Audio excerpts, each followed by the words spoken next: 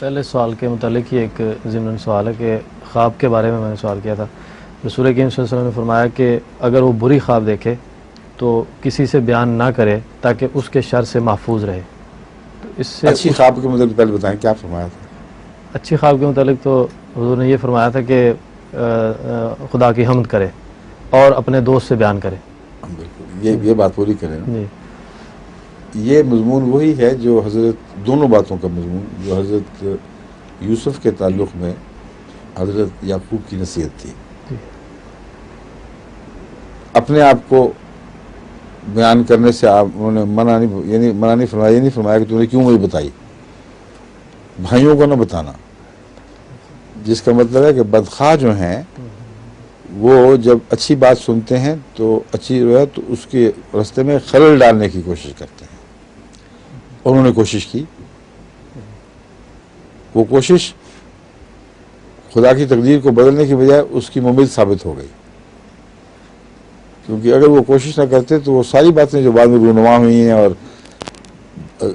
بہت عظیم فائدے پہنچے ہیں بنی نوع انسان کو حضرت یوسف کے ذریعے، وہ پہنچ ہی نہیں سکتے تھے. تو خدا تعالیٰ کی بھی حکمتیں ہیں، بندے بھی اپنی کوششیں کرتے رہتے ہیں، مگر وہ مقام جو یوسفی مقام ہے وہ ہر ایک کو نصیب نہیں ہوتا. عام آدمی کو نقصان پہنچ بھی سکتا ہے، ایسا نقصان جو فائدہ بھی نہ پہنچائے. تو حضرت یوسف کے نقصان کا ازالہ تو اللہ تعالیٰ نے فرما دیا، مگر عام روزمرہ آدمی کسی بدخواہ کے سامنے اپنی شیخی بگاڑتا پھرے، اپنی خوابیں بیان کرے مجھے یہ مرتبہ مل رہا ہے، یہ مرتبہ مل رہا ہے، تو نقصان ہی اس کو پہنچائے گا. دوسرا نفس بھی نقصان پہنچاتا ہے. اس لیے احتیاط لازم ہے.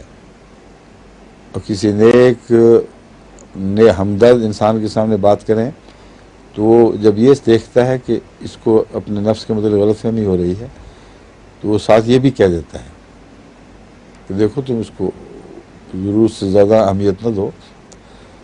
کیونکہ میرے علم میں ہیں بعض لوگ جن کے متعلق کسی نے رویا دیکھی کہ اس کا یہ مرتبہ ہو گیا ہے، اور اس کے بعد انہوں نے اپنا مرتبہ بنا ہی لیا. وہ چال چلن، اٹھنا بیٹھنا سارے کام، حالانکہ وہ مرتبہ بالکل مختلف ہے. ان کی روزمرہ کی زندگی کے سے اس میں نمایاں فرق ہے. نیک ہونے کے باوجود فرق ہے، لیکن انسانی کمزوری ہے. اگر ایسے شخص کے سامنے اس کی رویا اس کے متعلق بیان کریں یا وہ اپنی رویا ایسے لوگوں میں بیان کرے جو در حقیقت اس کے بہی خواہ نہیں ہیں بلکہ اس کے نفس کو موٹا کرنے والے ہیں، تو اس کا بھی نقصان پہنچے گا. تو رسول اللہ صلی اللہ علیہ وسلم صرف یہ نہیں فرما رہا ہے کہ ہر دوست کے سامنے بیان کرو. میں اس کا مضمون یہی سمجھتا ہوں جو سچا دوست ہے، جو تمہیں بھی تمہارے خواب کے شر سے محفوظ رکھے گا، اور اگر کوئی اچھی تعبیر طلب بات ہے تو تمہارے حق میں دعائیں کرے گا، نہ کہ اس کے برعکس. سمجھے؟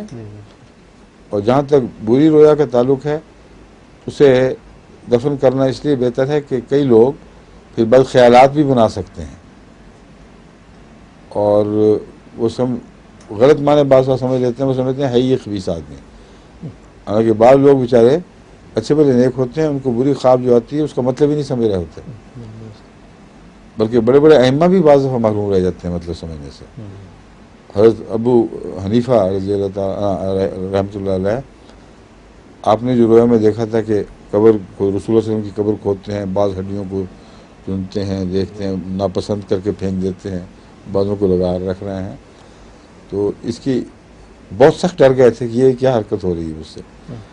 حضرت ابن سیرین تھے غالباً جنہوں نے یہ تعبیر کی. انہوں نے کہا تو بہت بڑی اللہ کا بہت بڑا انعام ہے، تم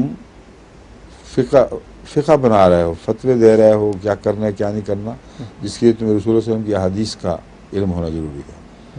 اور تمہاری فطرت کے اوپر خدا نے یہ گواہی دی ہے کہ تم جس کو صحیح اور پاک سمجھتے ہو کہ واقعات رسول اللہ علیہ وسلم نے فرمائی ہوگی، تم ٹھیک کرتے ہو، اور جن کو تم غلط سمجھتے ہو ان کو اٹھا کے باہر پھینک دیتے ہو، بالکل ٹھیک کرتے ہو. تو دیکھیں خواب کیا تھی، تعبیر کیا نکلی.